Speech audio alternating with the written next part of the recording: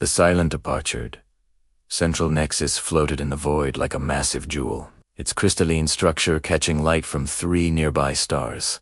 For 400 years, this station had served as the meeting place for the Galactic Trade Assembly, where 127 species gathered to negotiate, argue, and shape the economic future of known space. Today, the grand chamber buzzed with the usual chaos of arrival. Delegates poured through transport gates, their forms as varied as the stars themselves. Insectoid Krylax clicked across polished floors, while gaseous Intheri drifted through designated atmospheric corridors, the air filled with 1,000 different scents, sounds, and the constant hum of universal translators working overtime.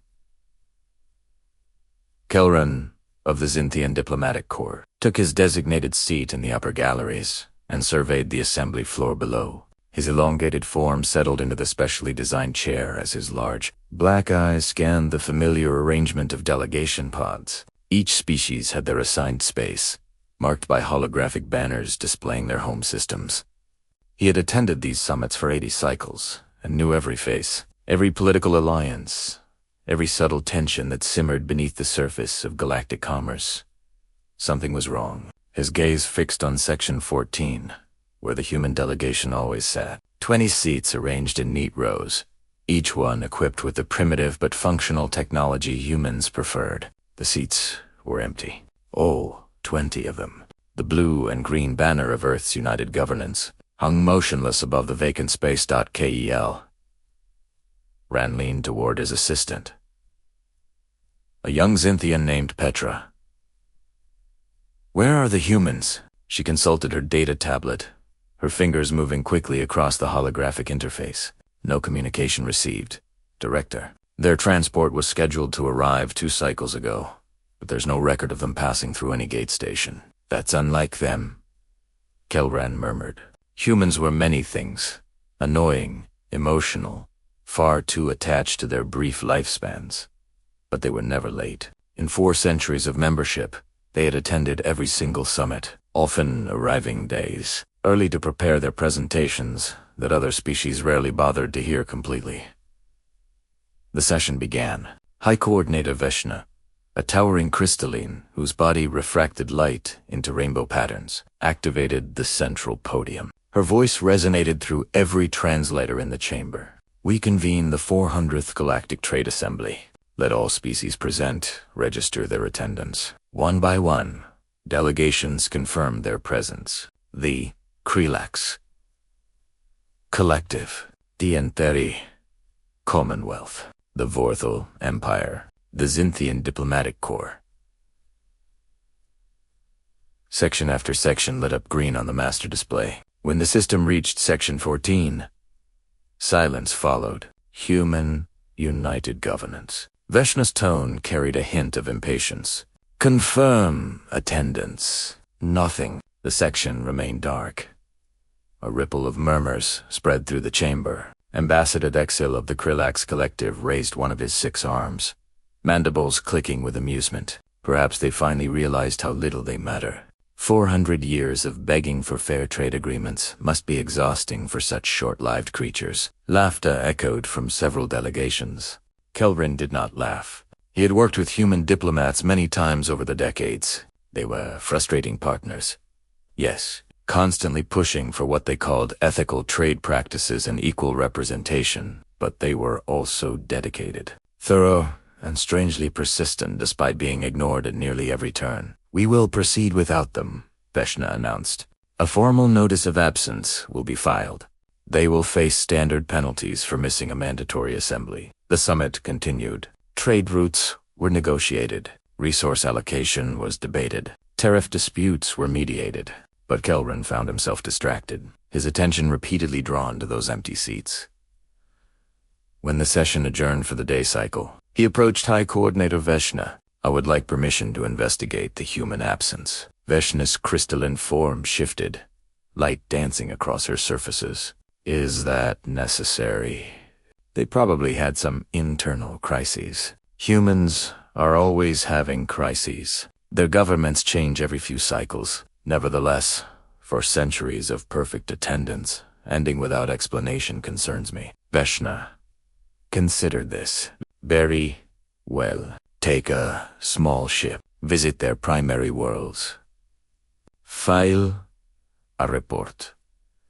But do not waste too much time on this, Kelran. We have more important matters than a single absent species. Kelran departed the Nexus within hours, piloting a standard diplomatic courier through the gate network. His first destination was New Haven, humanity's largest colony world outside their home system. It took 3 days of travel, and with each jump through gate space, he felt his unease growing.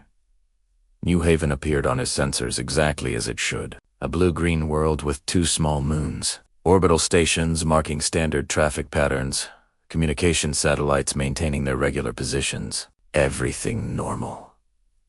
Except there was no traffic. No ships moving between stations. No communication chatter filling the standard channels. Complete silence. Kelran brought his ship into orbit and ran detailed scans. The cities below showed power signatures. Infrastructure appeared functional, but there were no life signs. Not a single human biosignature registered anywhere on the planet. He landed in the capital city of Harmony, setting down in the main spaceport. The facility was immaculate. Ships sat in their designated berths, properly secured and maintained. The terminal buildings were clean, their systems operational, but no one was there. He walked through empty streets for hours. The city stretched before him, a testament to human architectural style, function mixed with unnecessary aesthetic touches. Buildings stood intact, their windows clean, their doors sealed. Gardens were recently tended, though automated systems now handled the maintenance. In the central plaza, he found a public information terminal still broadcasting the city's last official message. Kelran activated it. A human woman appeared in holographic form, middle-aged with dark hair and tired eyes. To any who come seeking answers, we offer this explanation. Humanity has departed New Haven and all associated colonies. This decision was not made in haste or anger. All structures and systems have been left functional for potential future use. All debts under galactic trade law have been satisfied. All contracts have been fulfilled. We leave in peace. The message ended. Kelran stood in the empty plaza as artificial wind moved through the silent streets. This was not abandonment due to disaster or conflict. This was deliberate, organized evacuation. But to where? And why? Over the next 10 days, Kelran visited 15 human worlds. Every single one told the same story. Empty cities, functional infrastructure, no signs of struggle or disaster, just absence. On Earth itself, humanity's homeworld, he found something that chilled him despite his species' cold-blooded nature. In the city humans called Geneva, at the location of their original United Governance headquarters, a monument had been erected. Carved from white stone, it depicted a human family, 2 adults and 2 children, looking up at the stars. At the base, an inscription in multiple languages, including Galactic Common read. We came to the stars seeking fellowship. We found commerce. We offered friendship. We received contracts. We hoped for understanding. We learned patience. And when patience was exhausted, we chose dignity. May those who come after us find what we could not. Kelran recorded everything. He compiled centuries of trade records, diplomatic correspondences, summit transcripts. A pattern emerged that made him feel something he rarely experienced: shame. For 400 years, humanity had contributed enormously to galactic civilization. Their medical research had cured diseases affecting dozens of species. Their engineering innovations had improved faster than light travel efficiency, by 30%. Their agricultural techniques had ended famines on 50 worlds. And in return, they had been mocked, dismissed, and exploited. Their patent claims were routinely denied. Their trade agreements were structured to favor other species. Their diplomats were interrupted, ignored, or excluded from important decisions. Even their art and music were banned in many regions because other species found human emotional expression disturbing. On his 15th day of investigation, Kelran found something that changed everything. On a small research outpost orbiting a distant human colony, He discovered an archive left deliberately for anyone who came looking. Inside were plans, calculations, and records spanning 150 years. Project Exodus, Te Cahiers d'Italiano Humanity, had not simply left. They had prepared to leave for a century and a half, working in secret, developing technologies that surpassed anything the Galactic Trade Assembly possessed. New propulsion systems capable of crossing intergalactic distances, self-sustaining colony ships the size of small moons, terraforming technology that could make barren worlds habitable in decades rather than centuries. A final message waited in the archive. Ambassador Chun, the longtime human representative to the Trade Assembly, appeared in holographic form. Kelran had known Chun personally, had negotiated with him many times. The old man looked directly at the camera, his expression neither angry nor sad, simply resolved. Asterisk. To whoever finds this, know that we did not leave in hatred. We left in disappointment. For 4 centuries, we tried to be good galactic citizens. We contributed. We compromised. We hoped that eventually we would be seen as equals rather than resources to be exploited. That day never came. So we stopped waiting for others to grant us dignity and claimed it ourselves. Chun paused, his weathered face showing the weight of centuries of rejected appeals. We built Project Exodus in secret because we knew no one would take us seriously if we announced our intentions. You would have laughed, as you laughed at so many of our proposals. You would have dismissed it as impossible, as you dismissed so much of what we achieved. So we worked quietly, and when we were ready, we left. We paid every debt. We fulfilled every contract. We left your infrastructure functional and your medical supplies stocked for the transition period. We did not sabotage. We did not retaliate. We did not punish. We simply withdrew our presence and our contributions. What happens next is your responsibility, not ours. We wish you well, but we will not be returning. Humanity has found a new path, and it does not include a galaxy that never valued what we offered. The message ended. Kelran sat in the empty outpost for a long time, watching stars move slowly across the viewport. He thought about all the times he had dismissed human concerns as over-emotion, all the trade negotiations where he had sided with more powerful species over human objections, all the summit sessions where he had allowed human speakers to be interrupted and ignored. They had warned everyone, not with threats or ultimatums, but with reasoned arguments, documented evidence, and patient requests for basic fairness, and no one had listened. Now they were gone, and Kelran realized with sudden clarity that the galaxy had lost something it could never replace. Not just human resources or human technology, but something more fundamental. Humans had been the conscience of the galactic community, constantly pushing for ethical treatment, fair practices, and mutual respect. Without them, what would the Trade Assembly become? He set course back to the central nexus, his report complete, but his mind troubled. The galaxy was about to learn a hard lesson. You never know the true value of something until it is gone. And humanity, dismissed for so long as insignificant, was about to prove just how wrong that assessment had been. The question now was whether the lesson would come in time to matter, or whether the galaxy would tear itself apart trying to replace what it had driven away. Asterisk. The galaxy's Reckoninkelran's report landed on the central nexus like a meteor strike. For 3 days, the Galactic Trade Assembly refused to believe it. High Coordinator Veshna convened emergency sessions where delegates shouted accusations at each other, demanding to know how an entire species could vanish without anyone noticing their preparations. The Krillax insisted it was a hoax. The Theory claimed humans were hiding in their own systems, playing an elaborate game for attention. The Vorthal Empire dispatched scout fleets to search neighboring sectors, convinced the humans could not have gone far. But Kelran's evidence was irrefutable. Automated messages on 50 worlds.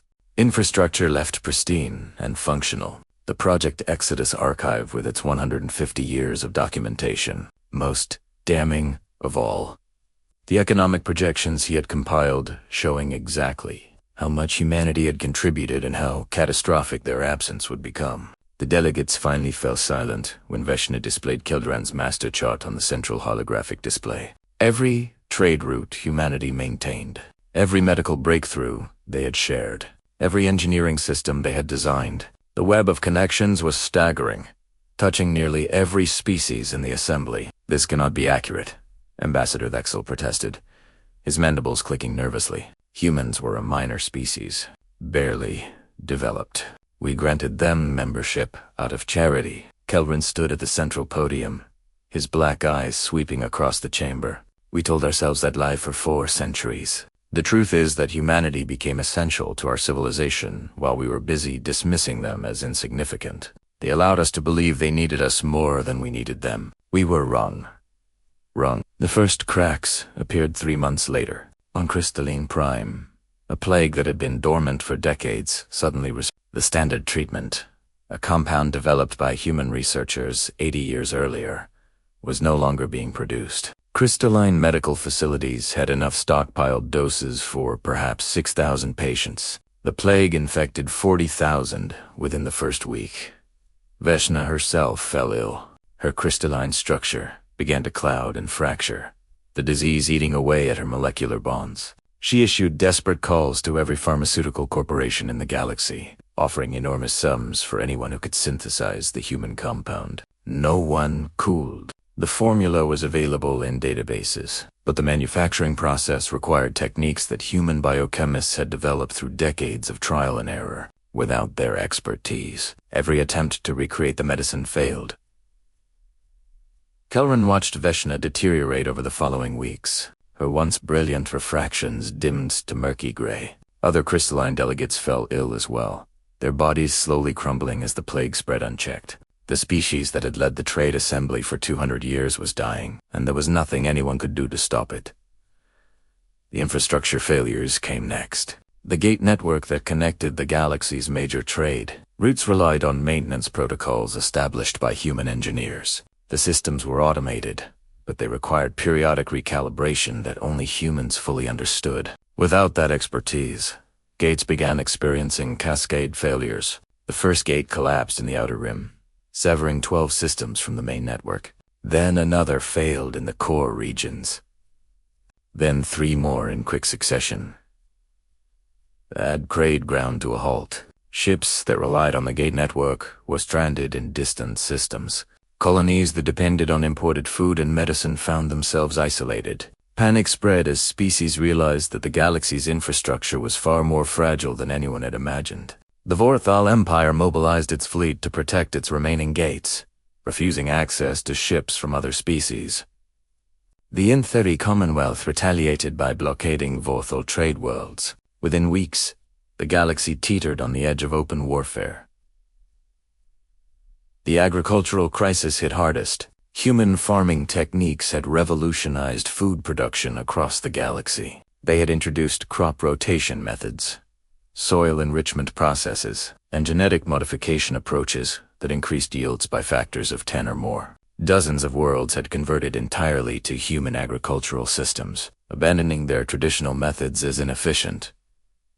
Now those worlds faced starvation. The crops grew, but without human expertise, yields dropped catastrophically. The Zindian homeworld, which had relied on human-designed hydroponic systems for 60% of its food supply, reported widespread famine within 5 months of humanity's departure. Kelvin watched his own people suffer, knowing that pride and prejudice had led them to this catastrophe.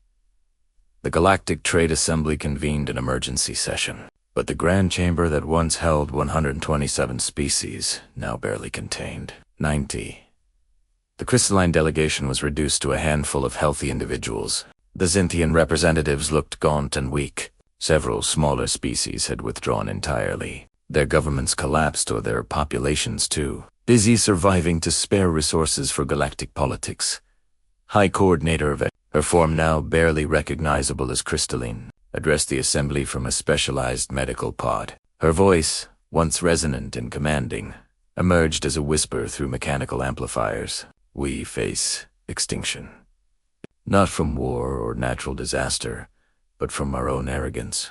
We drove away the one species that held our civilization together, and now we are paying the price." Ambassador Texil, his earlier confidence replaced by desperation, raised multiple arms in agitation. Then we must find them. We must apologize, negotiate, offer whatever they want. Surely they will return if we make proper amends. Will they? Kelrin stepped forward, his voice cutting through the murmurs. We spent 4 centuries ignoring their requests for basic fairness. We mocked their appeals for equal treatment. We exploited their contributions while denying them proper compensation. Now that we are suffering, we expect them to forgive and forget because we suddenly realize we need them. Asterisk. He gestured at the empty seats throughout the chamber. Look around. See how many delegations are missing. See how our great civilization crumbles without the species we dismissed as primitive. Humanity does not owe us salvation. They paid every debt before they left. The debt now is ours, and I do not know if it can ever be repaid. The Assembly voted. Nonetheless, a diplomatic mission would be sent to find humanity and negotiate their return. Kelrin was appointed to lead it, along with representatives from 12 other species. They were given the fastest ships available and authorization to offer virtually unlimited concessions. It took them 8 months to find any trace of humanity's Exodus fleet. Asterisk. The trail led to a region of space beyond the galactic rim, an area that had been surveyed but never colonized due to its distance from major trade routes. There, in a cluster of systems surrounding a stable neutron star, they found what humanity had built. Kelron's ship emerged from its final jump, and every crew member fell silent. Before them floated a civilization that rivaled anything in the Milky Way. Orbital habitats, the size of moons, encircled 6 different worlds. Massive agricultural stations produced food in quantities that dwarfed the output of entire sectors back home. Shipyards constructed vessels using designs unlike anything the Trade Assembly had ever developed. And on the surfaces of 3 terraformed worlds, cities sprawled across continents, their lights visible from orbit-like constellations brought to ground. This was not a refugee camp or a desperate survival colony. This was a thriving, expanding civilization that had surpassed its former peers in less than a century of independence. A human vessel approached, sleek and efficient in its design. A communication request came through standard channels. Kelrin accepted, and a face appeared on his view screen. The woman was young, perhaps 30 standard years, with sharp features and eyes that assessed him with cool professionalism. I am Director Sarah Okonkwo of the Human Independent Territories. We have been expecting you. You may send a shuttle with no more than 5 delegates. We will meet at the diplomatic station in orbit above New Earth. The meeting took place in a conference room that combined functionality with subtle beauty. Large windows showed the planet below, its oceans deep blue and its continents green with carefully managed ecosystems.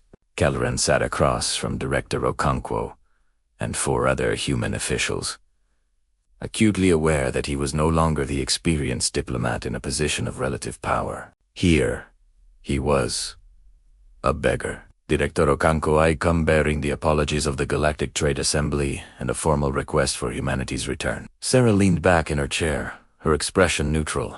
The apologies are noted and appreciated. The request is denied. The bluntness startled him. Kelrin had prepared elaborate arguments, offers of unprecedented trade benefits, promises of equal representation. He had not prepared for simple refusal. Director, our civilization is collapsing. Species are dying from diseases only human medicine can cure. Our infrastructure is failing without human engineering expertise. Worlds are starving without human agricultural knowledge. We need your help. You needed our help for 4 centuries, Sarah replied calmly. You simply refused to acknowledge it. You've called us primitive while using our technology. You mocked our emotional nature while depending on our innovations. You denied our requests for fair treatment while exploiting our contributions. Now that we are gone, you finally see what we were worth. Kelrin felt his composure crack. People are dying. My own species faces famine. The crystalline may go extinct within a year. I know humanity values life. I know you feel compassion. How can you turn away from such suffering? For the first time, emotions showed on Sarah's face. Sadness, perhaps, or disappointment. Ambassador Kilran, do you know how many times human delegates made similar appeals? How many times we presented evidence of suffering caused by unfair trade practices, by denied medical patents, by infrastructure decisions that prioritized profit over safety. Do you know how many times we were told that emotional appeals were not valid arguments? She stood and walked to the window, looking down at the world her people had built. We do value life. We do feel compassion. That is precisely why we left. We could not remain in a system that consistently chose exploitation over ethics. We could not teach our children that dignity is something you beg for rather than something you claim. We left so that humanity could build something better. But you could return temporarily, Kelrin pressed. Just long enough to help us transition, to teach others your techniques. We would pay any price. No price would be high enough. Another human official spoke up, an older man with gray hair. Because what you are really asking is for us to return to a system that never valued us, and pretend that everything is fine now. You want us to fix your problems, and then what? Return to being dismissed and exploited once you no longer need us desperately. The truth of that hit Kelrin hard. He had no answer because the man was right. The Trade Assembly had not truly changed. They were simply desperate. Given time, given recovery, the old patterns would reassert themselves. Humanity would once again become a resource to be exploited rather than a partner to be respected. Sarah returned to the table. However, we are not heartless. We will offer limited assistance on our terms. We will provide medical formulas and manufacturing instructions for critical treatments. We will share agricultural techniques through publicly available databases. We will publish maintenance protocols for the infrastructure systems we designed. All of this information will be freely available to any species that wants it. But we will not return. We will not rejoin the Trade Assembly. We will not place ourselves back into a system that failed us for 4 centuries. The galaxy must learn to function without using humanity as a crutch. That is the only way real change will happen. Kelron looked at the other delegates from his mission. He saw the same realization on their faces. They had failed. Not because humanity was unreasonable, but because the request itself was unreasonable. You could not undo centuries of injustice with apologies offered only when those injustices finally had consequences.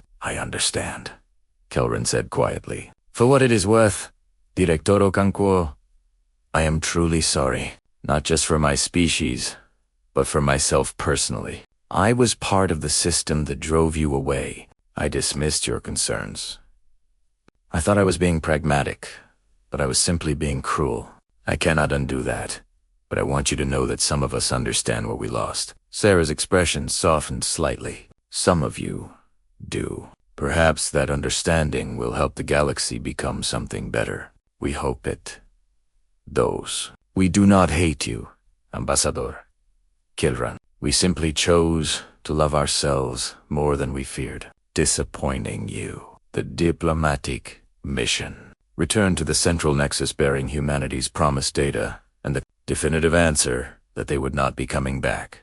The information humans provided saved billions of lives, but it could not restore what had been lost.